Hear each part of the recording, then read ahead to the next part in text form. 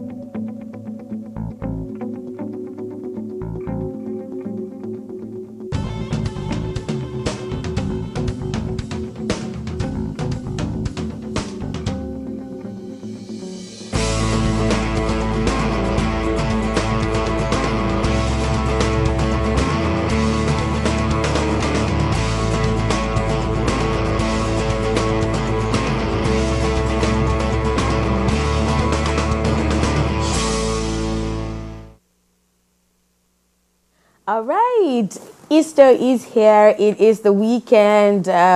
Amidst all of the craziness and the bloodbaths and the, I don't think I've heard very many good stories, especially when you watch the news every night. 90% of the time, when I do get to sit and see what's happening in the world, 90% of the time it turns out bad. There's some killing and some shootout and of some sort. But well, it is the Easter weekend, and it is time to just sit back and reflect and just try, amidst all of the craziness, to just be happy and thankful for this season, for this period especially. So much has happened this week. We're going to be giving you a fraction of it. Like I said, a fraction, because we just have about 50 minutes to share all of this with you. So we'll do the best that we can to furnish you with all of this whilst you enjoy this Easter weekend. Thankfully, it was really, really humid here in Houston yesterday. It was really hot, really sunny. It is a lot better today, and it will be really very beautiful. It's going to be a beautiful weather tomorrow, so you can get to deck out in your spring wear for the church services and stuff. But that being said, Prof is here nodding his head. He's waiting for me to give him a gift to say something. He is our in-house analyst, and he will be dissecting all of the stories that we'll be sharing with you this morning on Dawn. My name is Oluwanishola. Good morning, Houston, and how are you doing today? Prof. Good morning, Nishola. Hey, good morning, Houston, and I hope you're having a fantastic, like she's mentioned, great weather in the last couple of days, and we expect it to be better. Same thing the rest of this. So happy Easter too. I mean, I hope those of you that in the Christendom, did celebrate the Passion of Christ yesterday. And, it continues tomorrow, and hopefully we'll live a peaceful life. Yeah, we really hope that it actually symbolizes the renewal of life, and we're hoping that you experience all of that for the rest of your life. This is Dawn, like I said, and we'll be here for about 15 minutes. We will be doing the best that we can to feed you with information, and of course, give you a teaser here and there to make you smile, finish you with some good music as well. When we come back, we will start the show proper, so please don't go away.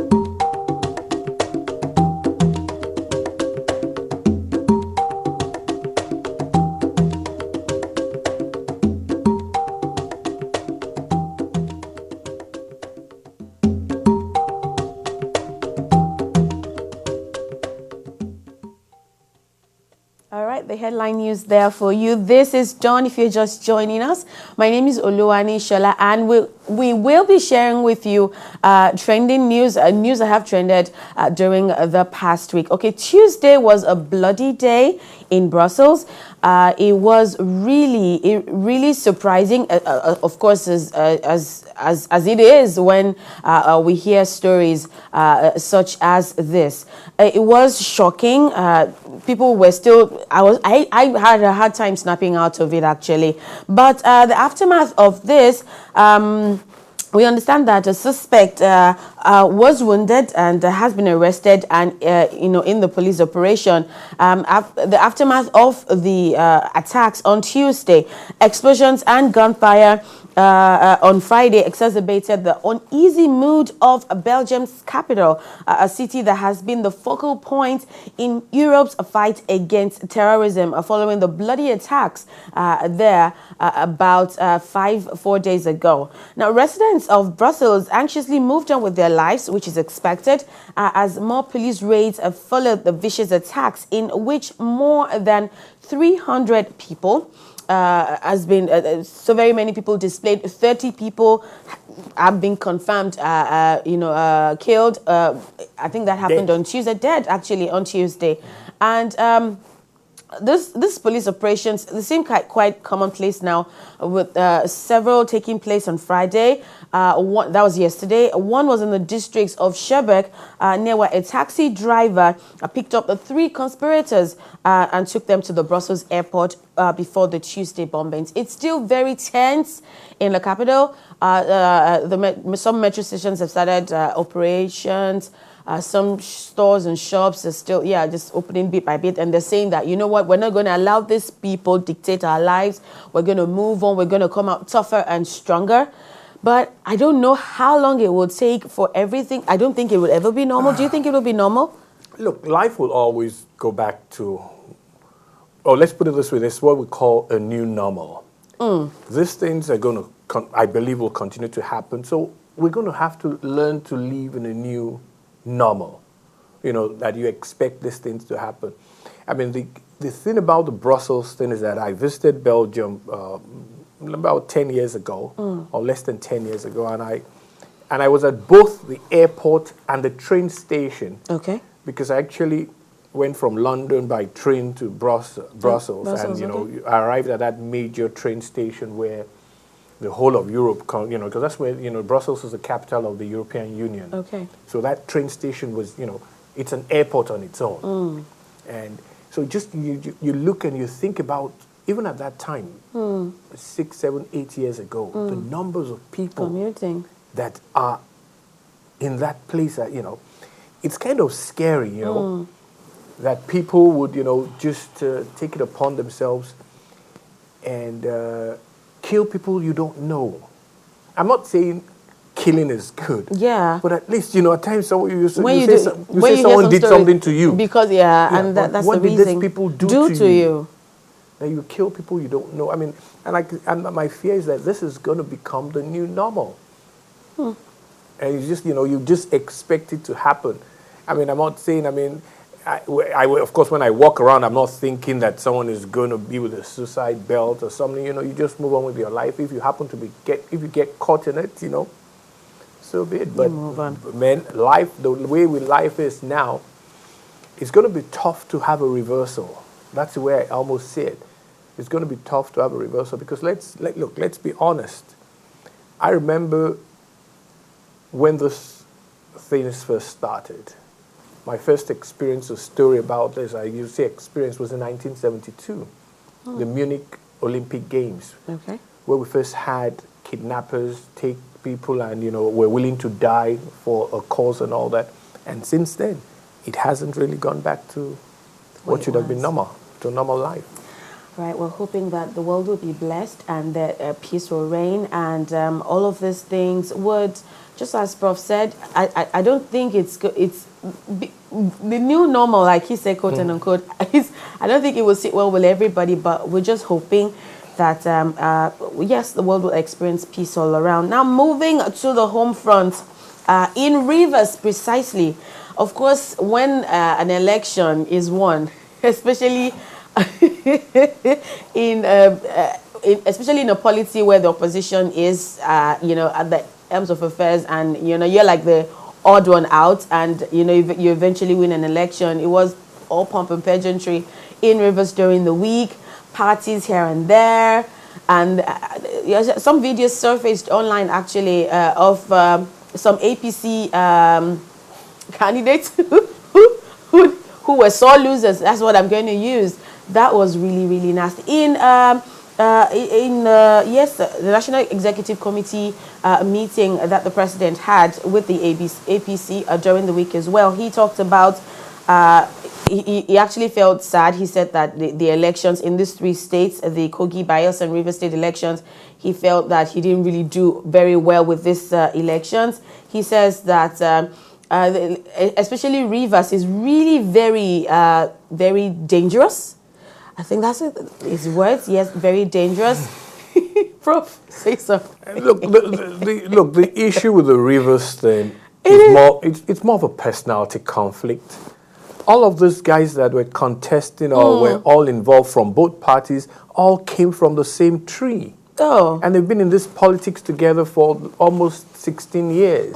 Then all of a sudden they break out. It becomes a tough war. Yeah. And then unfortunately, like I always say in this thing, it's that the unknown or the poor that gets killed, or dies in trying process. To support people that were in the same, that were birthed from the same mother several years ago. Wike, Amechi, they're all the same. It makes look, there's no difference between them all. Either.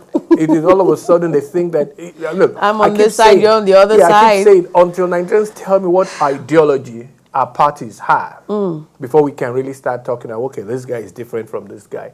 They have only one ideology: get in power and squander our wealth.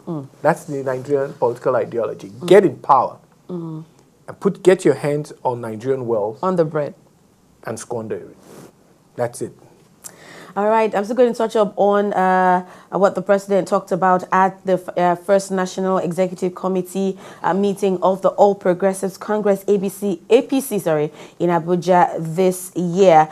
He said that the administration has so far raked 3 trillion naira into the Treasury single account, TSA. The president, who spoke amid a tight security mounted at the APC National Secretariat, urged party supporters to stay the course, saying that progress was being made on all fronts, from the economy to the security situation in the country. I'm not sure about that. Nevertheless, Buhari charged Nigerians to rise to the situation, as he particularly charged militants in the Niger Delta that continuously sabotage oil facilities, that it was doing the people more harm than good. Now, this is going to the... Yes, it's a link actually. There was this trend also on Twitter during the course of the week. It was "I stand with Buhari." I don't know who started that hashtag. Did you see that, Prof? Well, and very many Nigerians were so angry about it because, of course, fuel scarcity, the lingering fuel crisis isn't looking like it's going to go away anytime soon. In fact, the Minister of State for Petroleum Resources, Ibe Kachikus, said that the lingering scarcity would persist for another 2 weeks. Well, let me start with the hashtag. Who started that? I have actually written a column a few months back that I don't do hashtags. I have never done a hashtag in my life, as much as I write. So I wrote a column, I don't do hashtags because, you know, hashtags do nothing. They just trend for a while, and then they just fizzle out. Hey, which is what, and I kind of, you know, in my column I did write about a few hashtags that did nothing. One was hashtag bring back our girls. Where are the girls? Where are the girls Where are today? They? I can't remember. I used a couple of hashtags that, you know, and I said, look, they mean nothing. So hashtag I stand with Buhari means nothing. To the person, like you said, that is, you know, having to go stand on a queue to then buy fuel for 300 naira. There were so many pictures that trended with, you know, that trend actually. Look, of trucks conveying people from Lagos to Lokoja, how to pay 500 naira. fuel stations packed up. Now that's a power. very like funny that? picture. I love that picture as well. Look, again, they can, people. These are when people say I stand with Buhari. I understand the concept. Okay, that whatever is happening, having a political group that is trying to push your agenda, especially through social media, because hashtags are social media concepts. So so I understand that, but it's very difficult right now when there's no light, there's no fuel, the expense of everything has gone up. I mean, I think that is why the whole thing never really took off. It's collapsed, and I understand the guy that really started it resigned. I mean, you start something and you resign. I mean, in the middle of it. Yeah, in the middle of it. I mean, there's a whole load of things that we don't know, because usually this actually really caught my eye. Prof, hold that thought about the Minister of State for Petroleum Resources, who said that yes, it will linger for about 2 more months, and he said in one of the trainings he received, being a magician isn't really one of it. The polity is heated, people are crying, everything is so tough, and you're saying that I am a minister, but one of the trainings I received is not that of a magician. I mean, what does it mean by that? That means he didn't sleep in the burial ground for 7 days, and in those days magicians say I slept in the burial ground standing for 7 days and all those things. Yeah, he's not a magician. Look, Nigeria's problem is beyond magic. And look, I know a lot of people who say pray for Nigeria. It's also, look, right now, look, with all the prayer warriors we have in that country. There's so many of them, actually. And, and you think that, hey, look, it's interesting that he actually says I'm not a magician. That means, look, our problems cannot be solved overnight. And what I keep saying, and I've said this many times, and those that have listened, that watch us, would hear what I say. We don't have processes or systems in place. We don't have that. Now, are we building systems or processes? No. Everybody wants some kind of quick result. And that's what he's saying. I'm not a magician. Look, if we don't have fuel, there's a reason. The system is probably clogged. It's either old-fashioned, or, but something is wrong. That is why we have that problem. Now, in order to solve that, I've got to build a new system. I've got to build a new process. And that's going to take time. Let's give them time. I know people are impatient, but we have to understand that the problem we have as a country, forget leadership, is that we don't have systems and processes that allows us prosper. All right. Just before we go another break, I will take this story on the Nigerian Customs Service on their ban on rice importation through land borders. This doesn't come as a surprise to me. I think I've heard this. I've been hearing this for like 20 years now. So the Nigerian Customs Service announced the reintroduction of a ban on importation of rice through land borders across the country. The Comptroller General of Customs, Hamid Ali, made the announcement at a review meeting with controllers of border commands and federal operation units in Abuja. And according to him, he says the service observed that the revenue from rice imports through the land borders hardly matched the volume of rice arriving in neighboring ports. Rice. Look, rice. I've been hearing about the issue of rice since 1972.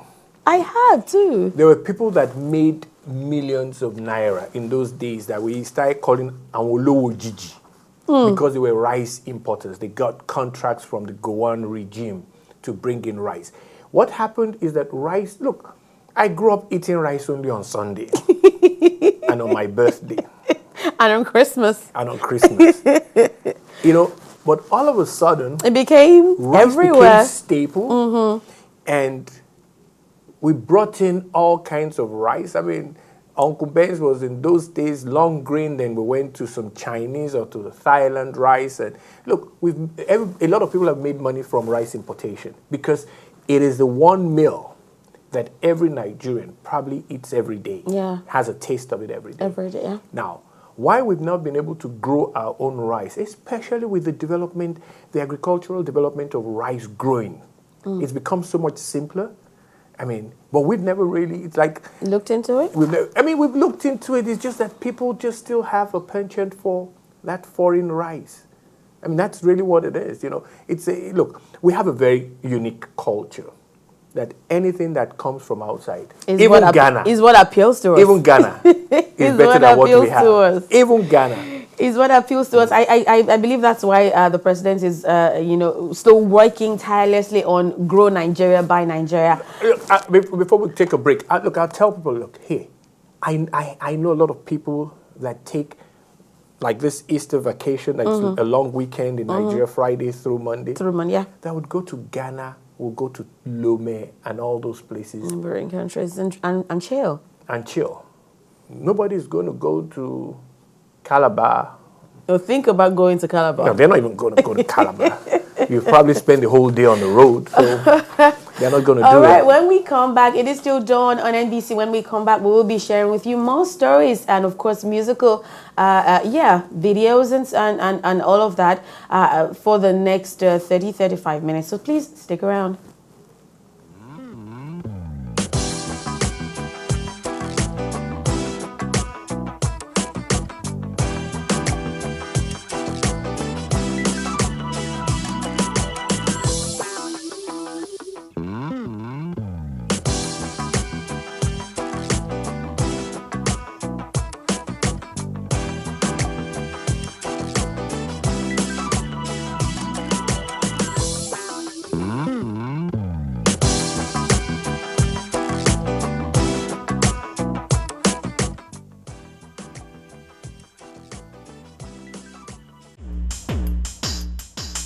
Forget about Christian or Muslim.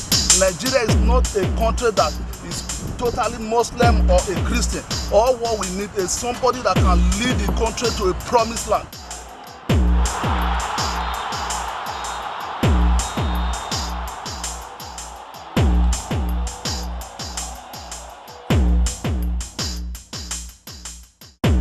As a mother, these are too many things that loaded in you, so you have to understand that if God gave you all these realities, He's also giving you grace and capacity. Thank you. Yes, I love what I do. Shegungele, this is what they call me, so this is Shegungele.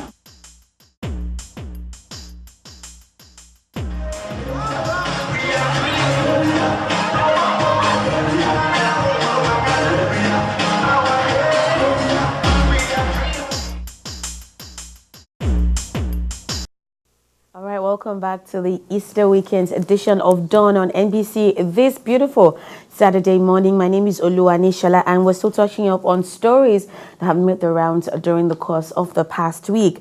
We're hoping that the resurrecting power of this season would release the Christian leaders that were abducted in Kaduna during the week as well. We understand the kidnappers, as they demanded about 100 million naira ransom. And yeah, some Christian leaders in Kaduna State were abducted on the 21st of March. They were kidnapped by some unidentified men in the state. And according to these reports, a source at the Christian Association of Nigeria headquarters in Abuja said that those kidnapped include the national president of HEKAN Church, Reverend Emmanuel Zigao, and his assistant, Anthony Leah, and also Pastor Yakubu Zama, who resides in Dutse, which is a suburb of Kaduna. And just as we're praying that they, get the liberation, someone actually has gotten his. We shared the story about 2 weeks ago about foster father of ex-president Goodluck Jonathan. Prof, you remember? I do. All right. So he's been discharged. I want to say acquitted as well. Yeah. And he actually came with some really very funny news because Chief Inegite Jonathan, who's 72, the uncle and foster father to former President Goodluck Jonathan, said that his abductors were really very, very nice to him. They really treated him well. They were serving him food, treating him really nice. In fact, he said the other kidnapped people that were there, these kidnappers told them that this man is touch not my anointed person. Don't, Hey, seriously? They were probably expecting dollars, not even naira. We were probably expecting that. But let me go back to the story of the Christian, the Christians that were kidnapped in Kaduna. maybe this is almost like the Olufalaye story. That these guys know that maybe they collected money somewhere. It's quite similar. So, they are waiting for their own 100 million that, from the Dansuki spoils. But look, I'm not trying to make light of kidnapping, but it's almost what I consider also a new normal. Kidnapping people of some kind of privilege is, it's like we're just going to have to get used to it. Again. Some people feel that, when you kidnap them, you get money out of it. Why not do it? If that has become their own source of, like you're talking about the kidnapping of Jonathan's foster father. There were other people there. It was as if they were running some kind of school of kidnapping or what. And then there was the senior prefect or those that were, like they say, and then so it is funny that is where we are now. Now it is sad. They kidnap people and you have a bunch of them. He was actually like, they gave me 3 square meals a day. I was treated like a king. I've seen movies. I've seen movies actually. It reminds me of some movie scenes that I've seen of people that were picked up by the police and thrown in a cell temporarily. And there's a select few that are on one side, and then there's some cellmates there that are fanning them and treating them Toshiba. like they call that Toshiba, the Toshiba fan. Look, that is, but that is all. Like I said, it's about the value of the money you're probably going to have to bring in. That's a former president's foster father. That's gold mine. They really do know that. But we understand that President Jonathan actually didn't succumb to paying the ransom. I don't believe that. Well, tell that to the cowboys or to the Marines, like they say. That. I don't believe that. Look, there's a reason they picked him up. In the first place, and they're going to get money. And I remember, I think I'll put it this way: one of the things we've done is that we do pay ransoms. And look, I know it's very difficult, because people will say, look, if they kidnap your son, or will you not pay the ransom? But the truth is that since we've decided over 10 years now, especially when they were first kidnapping oil workers, and the oil companies pay ransom, there's nothing. There's no going back. You just have to keep paying. You just have to. And that's what has happened. Once you pay ransom, it becomes a business and everybody gets into that business. Especially in Nigeria, where we like copycat. We love that a lot. You talked about the Dasuki Gate issue, and yes, I'm still going to touch upon that. There is a presidential committee, actually, that did set up to probe contracts in Dasuki's office, and they indicted about 300 contractors and recovered about 7 billion naira. Yes, indeed. According to a statement released by the Senior Special Assistant on Media and Publicity to President Buhari, that Shehu Garba, a presidential committee was set up to investigate contracts awarded in the office of former National Security Advisor Sambo Dasuki. This is the most popular photo of him. Have you found that? Yeah. And they released a report in which they indicted 300 contractors and were able to recover 7 billion naira from some fraudulent contractors. Some of the contractors have been asked to refund 41 billion, which they collected fraudulently. And the committee also established one of the indicted companies, Associates Equipment International, was overpaid to the tune of 7.9 million euros and $7.09 million. One of these days, Prof, I'm going to read the story and the name of your company will be there somewhere. No, the main way we steal money in Nigeria is through contract. I've always said that. I said there's nobody that backs a truck into the CBN to steal money. It's through inflated or distorted contracts. Through the bidding system, through quotations, or not fulfilling the contract fully and all that. And getting money at the end of the day. That's the way we steal money. It has been standard for years. And again, it's because we don't have systems in place. We don't have the proper processes of how money is released for jobs to be done. And until those are corrected, it's just a matter of, okay, you get this group out, and then another one comes in. And with influence, look, what is it that happens? People get into power. He's a great guy. He's got all the qualifications to be where he is. But I always say, remember, he has family, he has friends, his colleagues, former colleagues. They're the ones that then come in and cut deals with this. You know, and because we don't have processes and all that, so just easy might to as well make let money. it go. It's so easy to make money in Okay, not so easy in Congo. The Congolese president, it was in our headline news as well, that we did share with you earlier on in the course of the show. The Congolese president won and scored a third term after 32 years. 32 years in office, people, 32 years in office, and the opposition, of course, quite foul about that. Denis Sassou Nguesso was on Thursday declared the winner of presidential elections, extending his 32 years on power in a vote the opposition says was marked by massive fraud, which is not unexpected. 32 years. So the Interior Minister, sorry, Prof. Raymond Zephyrin Mobulu announced the results at about 3:30 a.m. on national TV, saying that Sassou Nguesso had secured 60% of the votes in the 10th weekend poll held under an ongoing communications blackout. That was what caught my eye. Yeah, I mean, of course, when you are announcing at 3:30 a.m. in the morning, it's a communications blackout because any normal person is would be sleeping at the time. And like we only say, only winches move around at that time. At that time. So, I mean, 32 years. It is funny how we think. Look, it shouldn't be about me, but I was once part of a workshop that was sponsored by the American Embassy in Nigeria. And after I did it the second year, I was the one that wrote to them that they should start looking for someone else who will conduct that workshop. And then I've done it for 2 years. And then people have seen or gotten certain things from me. They should get it from someone else. Yeah, they should get it from someone else. I can't imagine leading. Look, for 32 years, do I have 3 heads? You know, 32. But that's just, it almost seems that that's just what, you know, what's he afraid of?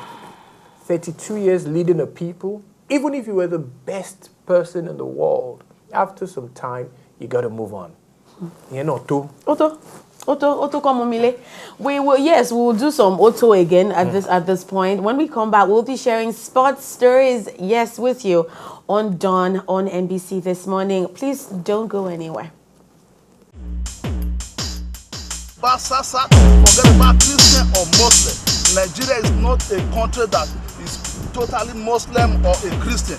All what we need is somebody that can lead the country to a promised land.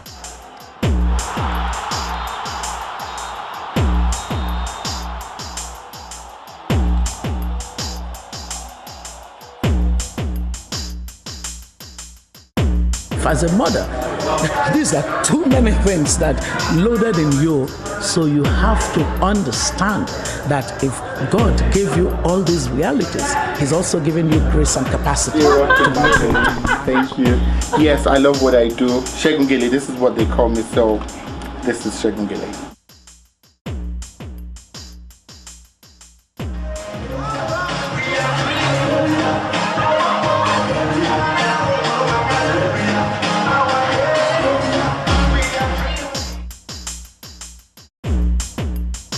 Yes, he is. We're going to sports now. Yeah, that's what happens sometimes. We're going to sports now where, of course, during the week, it was really good for Nigerians because, of course, very many of them were very happy with the news of John Mikel Obi designated with the captainship of the Super Eagles. Yes, he was replaced. Yes, but he was replacing. Yes, he was replacing Ahmed Musa. Yeah, and that was really. You see, I'm stuttering because sports is not my thing. Well, let me explain that because I did get a lot of calls. I mean, to make a comment on that. Mikel Obi, who plays for Chelsea, was given the handband by the new coach Samson Siasa. Okay. So I got a few calls from Nigerian media. You know, what do I have to say on it now? A lot of them, obviously, like I always say, had taken sides that Mikel, being the oldest player on the team, deserves to be captain and all that. But I said captainship in sports team is not by age. It's about leadership skills. Now, I said, I'm not saying I don't know whether he has the leadership skills. Or not. We're yet to see. But it's not by using age. That, using but that is all they were saying. And I said, that's wrong. It is not by how age. long you've played on the national team. Most times, it does follow that the longer you play on the national team, the more experience the more experience you have in leading people, because most of them are younger than you. They haven't experienced what you have experienced, so it works out fine. But it's not by age. It's about what skills you have. Are you vocal? Can you carry people along? Can you inspire fellow players on the pitch? That's what it is. All right. So following the aftermath of the game yesterday with Egypt, so many people have said that, you know, this was disappointing. Yeah, my hubby was screaming, you know, yesterday. I was just asking myself, why are you so bitter about this? Isn't it expected? Well, look. Anytime you go into sports to compete, you always expect to win, especially if you're on, you know, your side. You always expect your side to win. But I have said it time and time over in the last several years. Nigerian sports is just not on the path where we can expect success. We're not doing all the time. Yeah, we're not doing things the right way. I mean, everybody knows. I mean, every living human being knows that we cheat when it comes to under 17, and that's why we win at that level. You know, look, what programs do we have that makes us that successful at the under 17 program? You know, so we know that. So when it comes to the Super Eagles playing a draw against Egypt at home, I think it was a bad strategy. Yes, we were leading till very late in the game and all that, but, you know, what has happened has happened. But the most important thing we need to take away from yesterday's game is the things we do in sports generally that don't make sense. And I mean, I'm sure a lot of people don't say that know all the time, actually. This is what doesn't make sense. The governor of Kaduna State threw open the gates of that game. That means every Tom, Dick, and Harry could go in there, could go into the stadium without a ticket. This is 2016, Mr. Governor. You just don't do that. You were putting people's lives at risk. At risk. That stadium sits 16,000.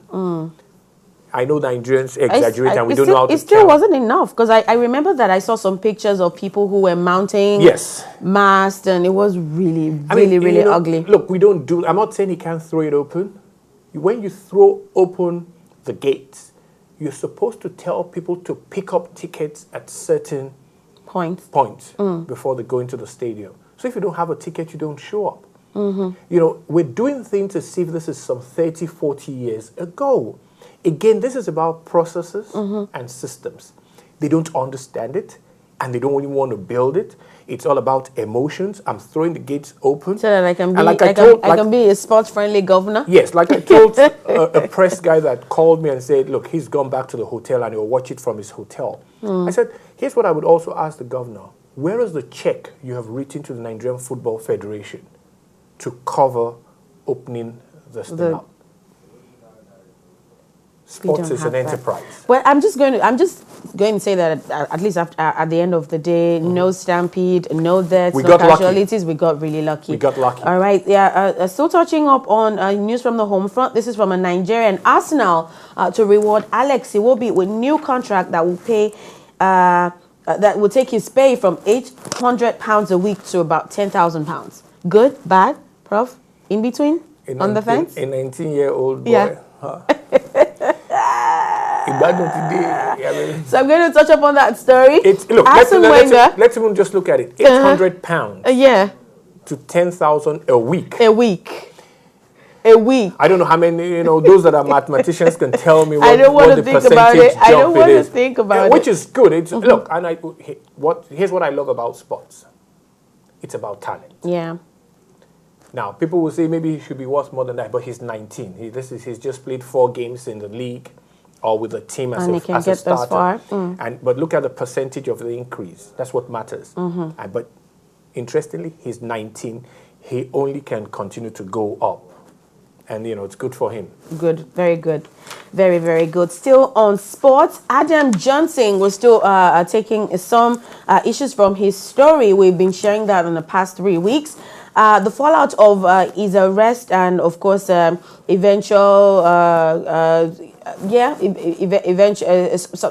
subsequent reports from his arrest. He was arrested last year. That just came out that he was arrested actually last year for possessing animal porn had had sex with fans on his car bonnet and browsed for quote-unquote nice young teens. So disgraced footballer Adam Johnson was on Friday sentenced to 6 years imprisonment for having sexual relations with a child. And now it has been revealed that he was arrested last year after police officials saw extreme porn involving animals in his laptop and phone.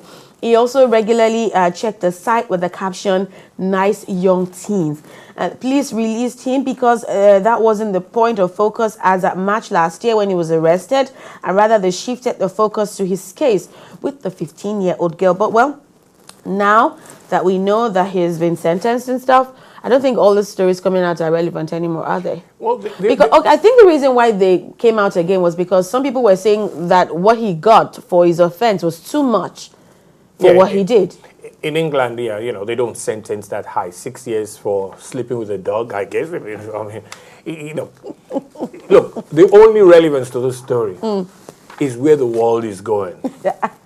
Where you start, is it that he's tripped by watching animals have sex, or he is participating? I think it's either of both. Look, the relevance to the story is just the trend of the world. Like they will say, Ibitan law. Oh, nasty. Yeah, this is nasty.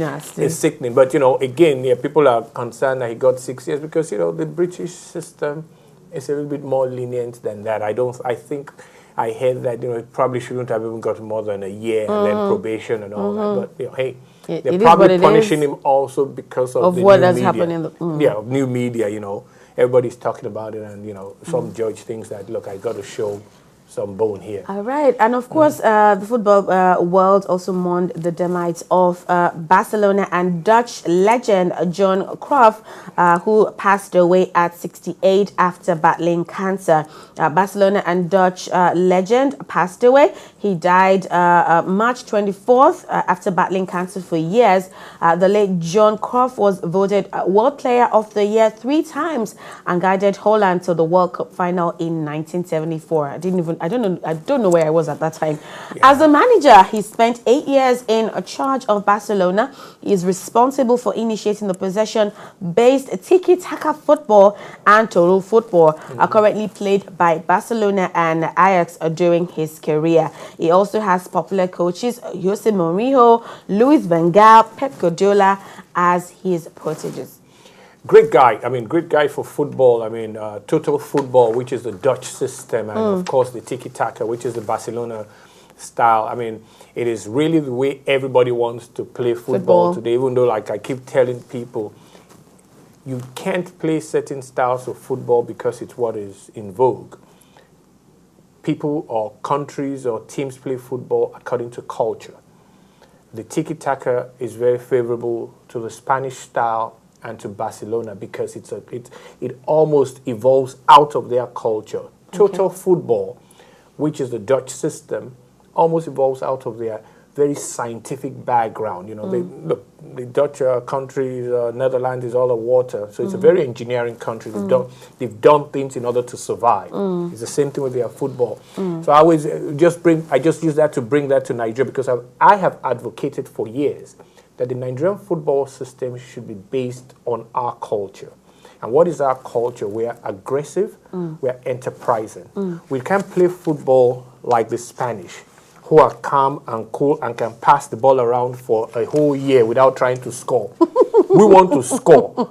That's always the goal. Look, I keep telling people that ride Okada that is facing traffic, you now expect to play football, passing the ball and having a great time.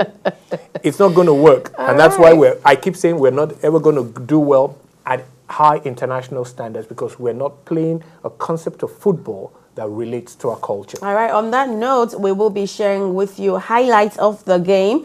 The under-23 Olympic team they played against Brazil. It ended at 1-0 at home. And we'll be sharing the highlights with you. When we come back, we will be rounding off on today's edition of Dawn. Please stick with us. O Imô levou na linha de fundo, acompanha a marcação. O Imô tocou para trás na meia-lua, bateu no gol na trave. No rebote mergulhou.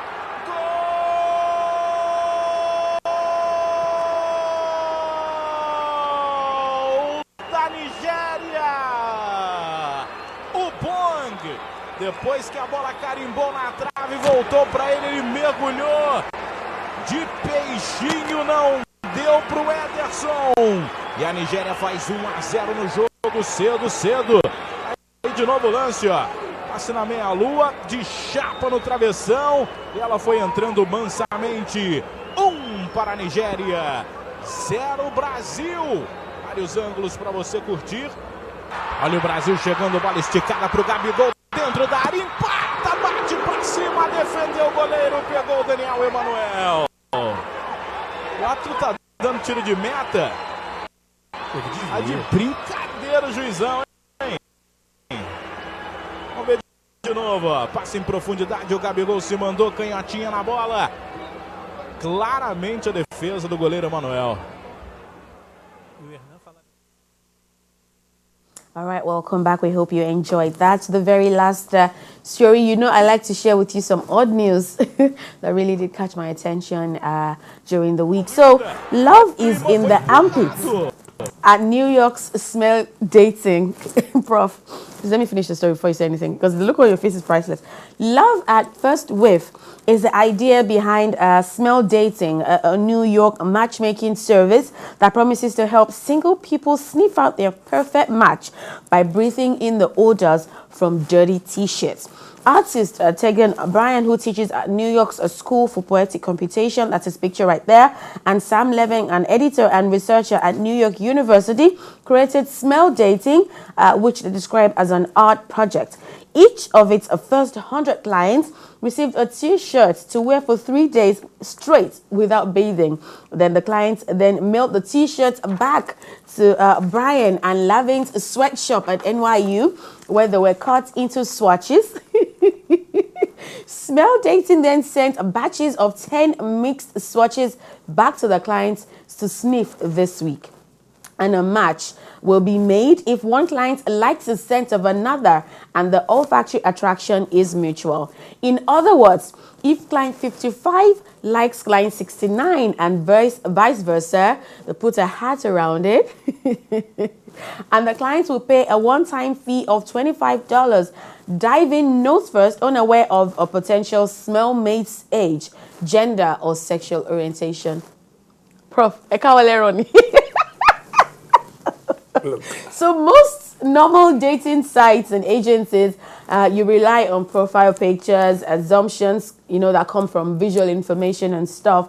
But you either really like the smell of someone or you don't. It's more innate. Look, I have nothing against these enterprises because they are really commercial. Oh my God. But whatever happened to chasing? What happened to that? What happened to chasing? You see someone and you say, and then you go and... Wait, is that what you did with madam? Prof. And you go and talk your... Whatever happened to that? Why should I be sending my undershirt? That you had on for 3 days without bathing. Look, again, this is where the world is going. I tell you. I mean, in this Easter period, God, please... save us, because I don't understand this. I mean, I love businesses. I love people to be enterprising. But we're going too far. We're going too far. I'll pay $25. No, people. I'll pay $25 to smell someone's t-shirt. On that note, we will be leaving you this morning. Thank you so much for staying with us. We appreciate you. We love you. And we expect your feedback on Twitter and Facebook. On YouTube as well. You can watch our past episodes on YouTube done on MBC. Please go to our Facebook page and like us there, MBC TV Houston. Yes, you can tweet at PJ Osage. That's Prof's handle. Mine is at Nishala01. We expect that you enjoy the rest of this day and have a fantastic Easter celebration. From everybody here at MBC and all of the crew at Dawn, we're wishing you a fantastic Easter weekend. Prof? Yeah. Same here. I mean, I hope people just go out there and celebrate Easter. I mean, those that have Monday off, which I doubt, because this is not back home. Yeah, it's not a federal holiday. But, you know, yeah. Have a great time. I mean, I will see you back here next week. Yeah, and we have a teaser to share with you as well to just sign us off on the show today. Adios. Bye-bye. Bye.